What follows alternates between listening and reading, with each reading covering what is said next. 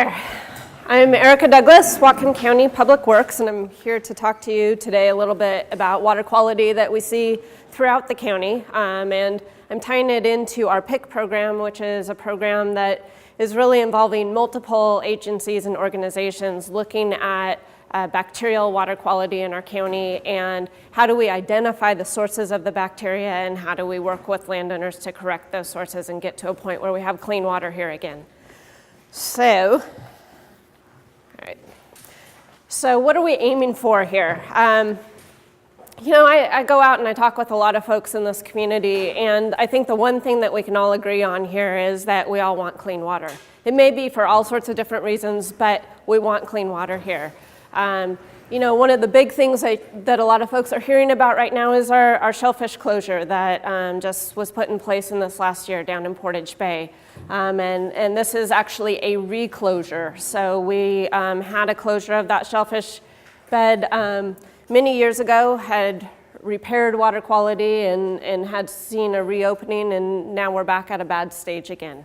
So that's one reason that brings us all together to talk about clean water. But we also have drinking water, we have agricultural water, we have kids that are playing in the streams, adults that like to play in the streams, okay? So we've got a lot of reasons that we love this county and we want to have the clean water here.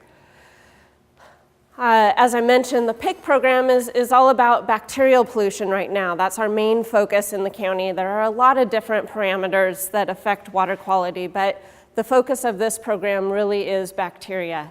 And so we're looking at a variety of pollution sources. We're using different tools to help us identify where those sources are coming from, and then trying to provide technical and financial assistance to folks so that we can make corrections and improve water quality. As I mentioned, the thing that is kind of the big elephant in our community right now that's got a lot of people talking, it's a big thing that's affecting the Lummi Nation and a really a portion of their population that really depends on shellfish harvest for their economy. And so back in March of 2015, we had a closure of a large area of. So did you tell me that there's a pointer on here? Yeah. I'm going to use my hand because I'm much better with just showing my hand. So right here, this orange area is what we currently have a seasonal closure in. That went into effect in March of 2015. It's about 500 acres, and what that's resulted in is a closure to shellfish harvest between November and January and April through June. Those are pretty critical time periods if you're trying to harvest shellfish and raise money for your holidays, just to live and support your family. And unfortunately, in December of 2015, we found that we had yet another station there in the red circle that is also failing to meet water quality standards now. What that means is that we potentially have another 270 acres of these shellfish growing areas that are going to be closed. The reason that it's such a large area is it isn't just that area in that red circle that'll be closed. The way that the State Department of Health determines where the closure area is to look at the next adjacent stations that are meeting water quality standards. So, okay, we're talking about marine water quality, we're talking about shellfish harvesting. We want to support our full community, but what does that mean to you and I that are up in the upper parts of the watershed? Well, you take a look at our creeks, and right now through the county's routine monitoring program, we're sampling at about 80 stations bi-monthly to monthly, and less than 20% of those stations are meeting water quality standards for bacteria. It's not really where we want to be as a county. Now, if you look at this, those stations that are green, those look good. So that's the upper part of the Nooksack River, right up here at Everson and at Linden. We've got some stations along the main stem of Dakota Creek, a couple on the main stem of California Creek, and a couple over in Birch Bay that are currently meeting water quality standards. There are two parts to the standards that we have to meet, and you kind of were hearing about that with E.coli. It's similar with fecal coliform. So we have a geometric mean, and we have a 90th percentile, so a threshold that only 10% of your samples can exceed. So those dots that are red are not meeting either of those parts of the standards. Those that are yellow are not meeting the standard for the 90th percentile. That's the hard part of the standard to meet. It means that you've got lots of spikes in bacteria. So some of your samples might be quite low, but you've got a lot of spikes that are occurring. So how do these two pieces connect? We're talking about marine water quality in Portage Bay, and we're talking about freshwater water quality up in the upper parts of the watersheds. How do we know that these two pieces are connected, and why do we care about one and not the other, or why do we care about both? So marine water quality, these are looking at a couple of the key stations in Portage Bay. This time period back here is 1993, up here we're in 2016. You can see from about 1993 to about 2000, we had lots of high counts out in those marine waters. But then things started to drop, and we saw that water quality improved, and this purple line here is our water quality standard. We were meeting it well for quite a while there. But then, unfortunately, in about 2009, we started seeing increases there in the marine waters again. How does that compare to the Nooksack River? So you got to shift this time scale just a bit, because this one starts in 1999, and that matches up with about this time period here. But you see that same pattern of starting high, dropping down, meeting water quality standards, and then we started peaking up again. Where is that sample taken? This one is at Marine Drive. So this is our lowest sample site on the main stem of the Nooksack. It's right as it goes into the reservation. Good question, thank you for pointing that out to me. So this is another slide that I've just recently been introducing to my presentations to help further make that linkage between the marine water quality and freshwater quality. So this is just looking at 2012 to 2015. These are our marine stations. And this is looking at a running geometric mean. So this is looking at 30 samples together. And what is this is actually our 90th percentile, I apologize. So this is our running 90th percentile. So looking at the last 30 samples, well, we see right here we had a spike that led to an increase in that 90th percentile. This is the number that we had at Marine Drive on the Nooksack River, 550. That's well above our standard. This next peak here, Marine Drive's at 250. So high, not quite as high, but still pretty high. This next peak, 560. This next peak, 700. So what I'm trying to show there is that the times that we're seeing these peaks in the marine waters are also correlated with high counts that we're seeing in the Nooksack River. So now let's take a step back. I'm showing you what we're seeing out there, but why do we care about it? So you've been hearing about E. coli, which I'll get to has a relation to what we're measuring, which is fecal coliform, a little bit broader group. And fecal coliform is an indicator bacteria. So not all fecal coliform in themselves are going to be harmful to your health. But what it does indicate is that we might have animal or human feces in the waterway. And so those fecal materials can carry other harmful things that can make us sick. Viruses, other bacteria, pathogens. And so that exposure can occur through the direct water contact or through eating shellfish. Now this is the tricky part. What is the source of bacteria? You know, everywhere that I go, people say, well, okay, so what's the change? What has caused this increase in bacteria? What is the thing that we need to take care of? What's going to make a difference? Well, fecal coliform bacteria is tied to human and animal waste. Look at how many different types of animals and sources of human waste I'm able to represent here, and that's not even the full picture. So what are the big things that we focus on? The things that are going to have the largest concentrations, largest contributions to our systems. So sewers and septic systems, if we have a leaking sewer, if we have a cross connection between a sewer line and a stormwater line, if we have septic systems that aren't operating properly, those can be sources of human sewage. We have large and small farms all over in this county. It's a great part of our culture of this county, yet it is a source of bacteria. Domestic pets, we have tons of pets in this community. Lots of people out walking their dogs on a regular basis. We also have cats and probably some other pets out there. Wildlife, we have wildlife both in the rural areas and in the urban areas. Rural areas, you might be looking more at all those waterfowl hanging out on your pastures during the winter. You might see deer or elk kind of migrating through or hanging out. In the urban areas, we're looking more at raccoons and rats and possums. And a lot of times those populations will increase when we create easy feeding sources for them. So unsecured garbage cans, compost, or leaving our food out for our pets overnight.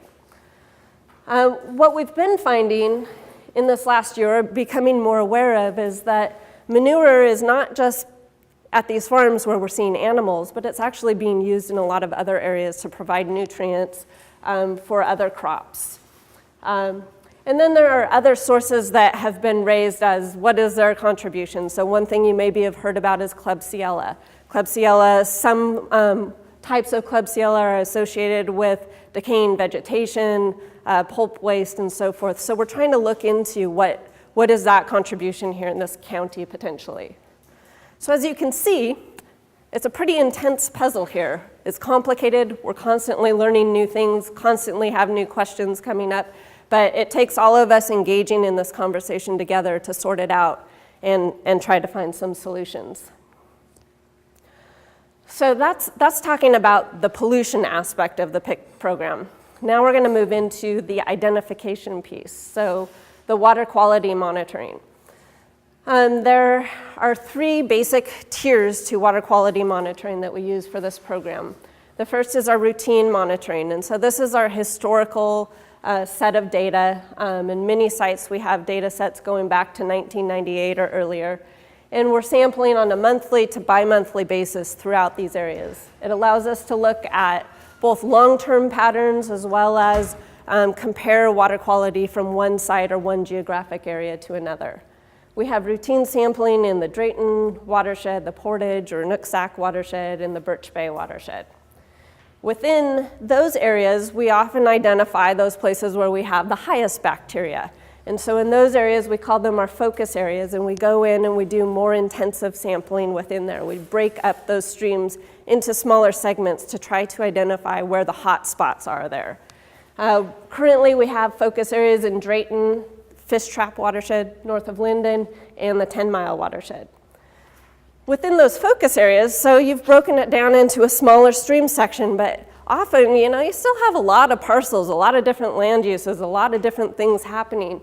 So sometimes we're needing to do bracket sampling. So we might go out specifically when it's raining, or we might go out during our regular run and collect samples around a couple of sources, like do we have a ditch coming in, or do we have a parcel where we've seen some changes in land use? So we might sample around those to try to help us kind of bring in a little bit more information. So as we're going out and talking with landowners, we can share with them what we're seeing is coming from their parcel or from a ditch system that is adjacent to their parcel. And I always forget that I have this going on in this slide. So this first picture is showing your full watershed. So a watershed is all of that land that's draining into a river or a creek and then down to a marine water. This is looking at breaking it down into smaller sections. So you've got a long creek segment here. You might have a sample location up here and further down. And then within that area, you're doing your follow-up or your bracket sampling, so you find you've got this little drainage coming in. You'll sample upstream and downstream of that to help you better characterize what's going on.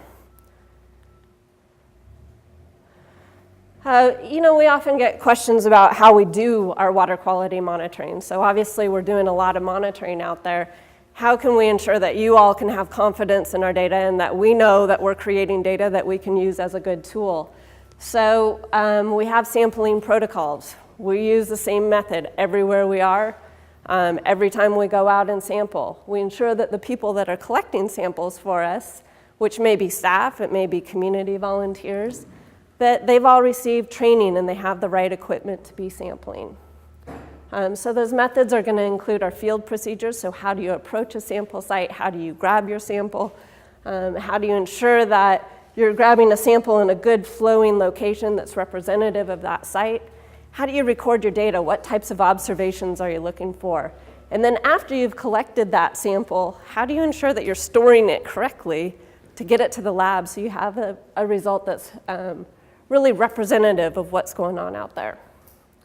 And then the other piece is the quality control. We want to make sure that the results that we're getting out there make sense and they can be replicated. And if we find that we're not getting consistent results, is it something due to our monitoring, our sampling techniques, or is it something due to lab conditions? Is it something due to that particular site and the flashiness of that site?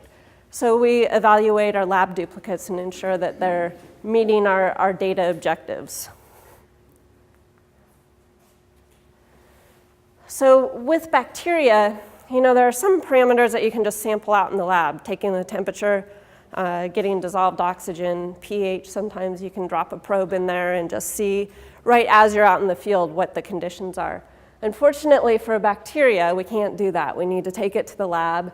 They'll filter the water sample, stick it on a plate, and grow the colonies. So it's a 24-hour test. We don't have those immediate results. But it is a consistent method that can be used to help us determine how much bacteria has been observed at that site. So after we have the analysis done at the lab, we're going to receive some sort of a lab report, something similar to this. And it will indicate our site, the lab's number for that particular sample, the parameter that we're sampling for, and the result. So we're going to look at those results. And while an individual sample for bacteria is helpful, it's really far more helpful when you have a number of different samples from the same site, because we're looking at geometric mean, which is essentially an average. So you want to have at least 5 samples. Really, we're aiming for at least 10 samples. And you're going to look at that 90th percentile, so not having more than 10% of your samples above a threshold. So for our routine monitoring, actually, we're getting 2 samples a month at most of our locations. And so we're looking at an annual geometric mean and a 3-year geometric mean, and that allows us to look at a full pattern. After we get these results, we calculate the geometric mean and the 90th percentile.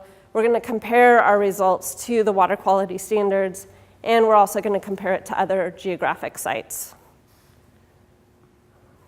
So here are the standards. A little different for fecal coliform. So in marine waters, the numbers that we're aiming for are quite a bit lower. So the geometric mean is 14 fecal coliform per 100 milliliter. The 90th percentile is 43 fecal coliforms per 100 milliliter. It's usually that 90th percentile that is the harder part of the standard to meet. In Whatcom County for freshwater, we have 2 different sets of standards that we have to meet, and it's dependent on the geographic area that you're in.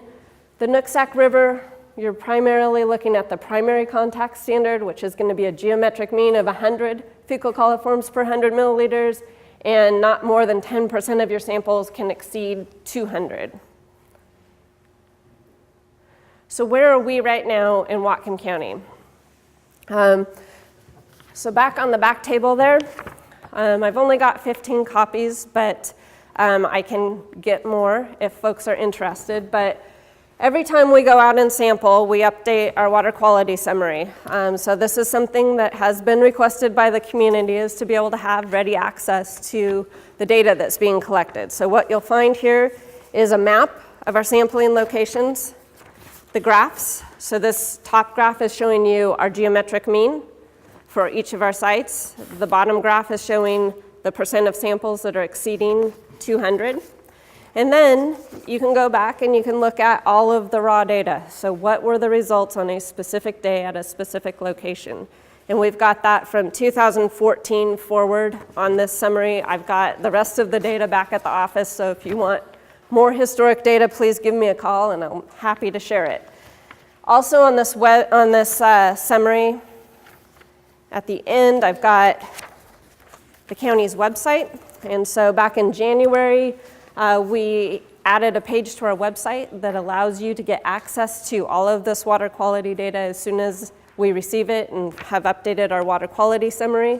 It also gives you access to all of the preliminary data through maps. So you can click on a map, and the Conservation District hosts one map of all of our preliminary data. You can zoom in and see what's happening in your neighborhood. The State Department of Agriculture and Ecology have data related to their source tracking work that is also available on this website. So we're trying to get all of that data into one location so you can find it easily. So if you're interested in that, you can find that right on the back table there. Not anymore? Okay, they're gone. So we can make sure that we get that website out to folks. I can also get hard copies available for folks too.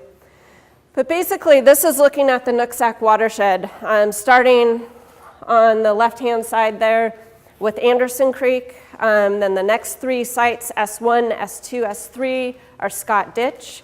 K1, K1A are Cam Slough. F1, F3, DDW, DDE, and F4 are all Fishtrap Creek. B1 is Bertrand. SD is Schneider Ditch. COU2 is Cougar.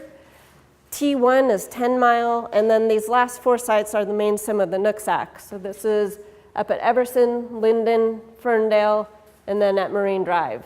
And you can see that increase in bacteria levels as we go from Linden to Ferndale and Marine Drive.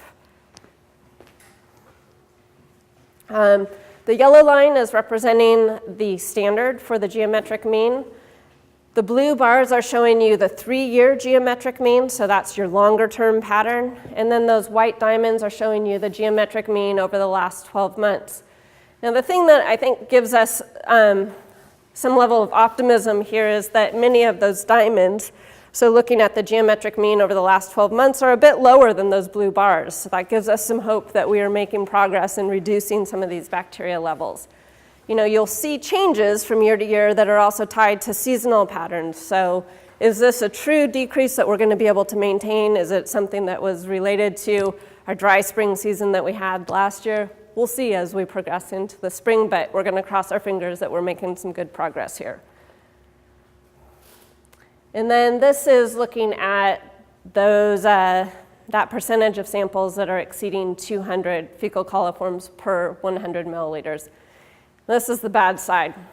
So, you know, you look at that and there really aren't many sites there except for our two upper main stem sites that are meeting that standard.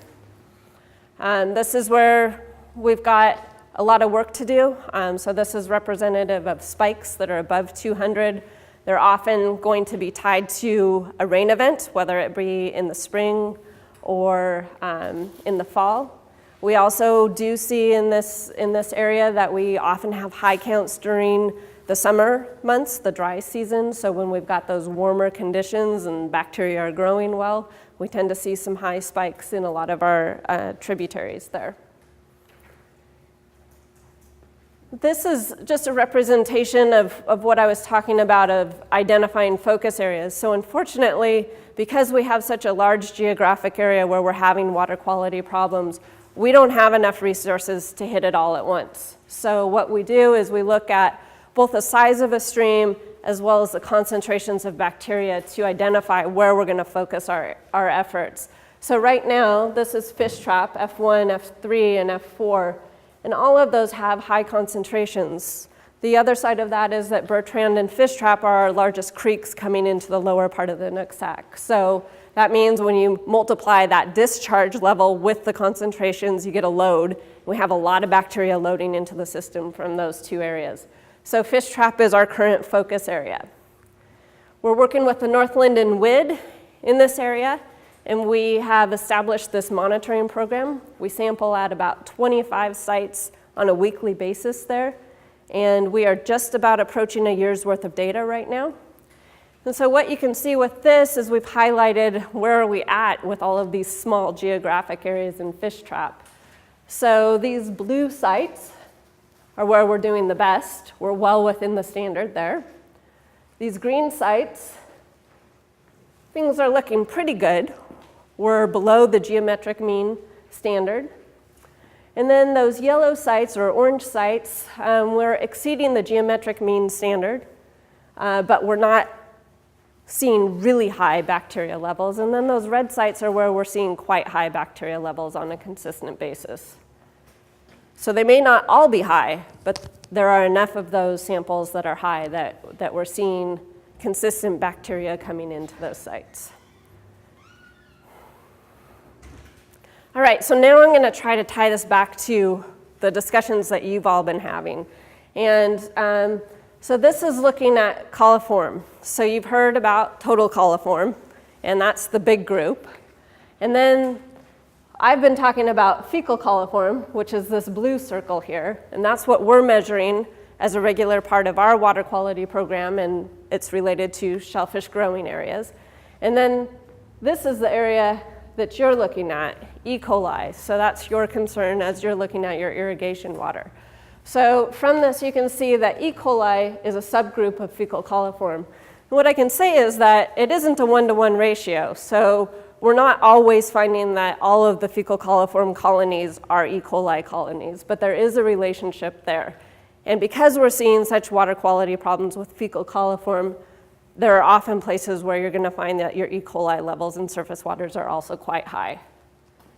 We currently use E. coli as a subset of our sites, and we're using it to help us track sources. So where we're finding high bacteria counts, then we can also look at E. coli, and that will help us determine whether we clearly have an animal and human source at that area.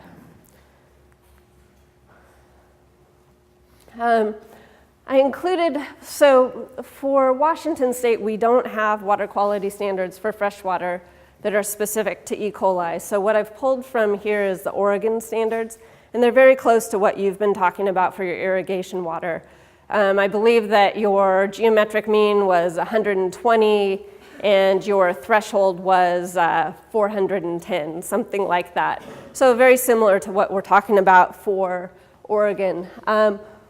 In just a quick look at our E. coli results, most of the sites were meeting the geometric mean element. However, we had numerous sites that had at least one sample that was exceeding that 410. So just to further bring this back to you, so the thing that's bringing you all to this workshop today is talking about irrigation water and some of the new standards that you're having to meet and different water quality measurements that you're going to be having to take. So it's clearly important to you to have clean irrigation water for your farm. So you want clean water coming into your farm, and I'm here to give you the unfortunate news that if you're depending on surface water, we've got some problems that we need to work on as a community. But the other side of that is what's leaving your farm. And this is where I'm gonna ask for your help. So clean water coming onto your farm is important for your farm. Clean water going off of your farm is important for your neighbors' farms, who are also trying to have clean water for irrigation. It's important for our community for recreational use. And then it's important for the shellfish beds that are at the ultimate receiving water of the Nooksack River. What can we do as a community to address this? Well, as I said, we've got a diverse set of sources, so we need diverse solutions.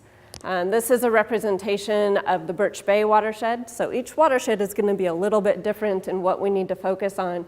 But as you can see from here, we're looking at anything from securing your garbage from wildlife, to picking up your pet waste, to inspecting your septic system, to having and implementing a farm plan, to planting streamside vegetation, managing urban stormwater, using public restrooms. It's just a whole diverse set of solutions, and it takes each of us taking each of those little steps to help bring bacteria levels down. And when it comes to talking about berry fields and what can be done here, what we're learning is that manure solids are being used more and more, or maybe they have been historically used for small fruit. And the benefits that you may gain from that are manure solids can provide nutrients, and they can provide mulch for your new fields and crops, help build your soils, and so forth. But there are concerns that you also need to be aware of if you're choosing to use manure solids, and that is this bacterial element of what is leaving your property. So manure solids can be a source of bacteria and nutrients and sediment that are entering our waterways if they aren't managed properly. And then there can also be concerns with nutrients that are going into the groundwater. Now, I'm not saying that this is not something that can be used. What I am saying is let's make sure that if we're going to use manure solids, that we're also going to be using the best management practices that we can, so we can support agriculture as well as clean water in this county. So if you've got questions, we've got some great technical assistants at the Whatcom Conservation District that can talk to you about timing of application and other best management practices. Questions? Any questions for Erica? The website address, Yeah, could you just tell us? I can, it doesn't have a short name, so I will bring it to you. Ready to come forward, and Randy, why don't you, Oh, yeah. There you show go. it, so I want to make sure you. Okay, Erica, a number of slides back, you made the statement, it looks like we're making good progress. Can you qualify that? I mean, what efforts are being made? Or is that just happening in a vacuum, or how do you make that statement? Yeah, so, you know, we're working, there's been a lot of conversations with the watershed improvement districts. We've been working with the city of Linden.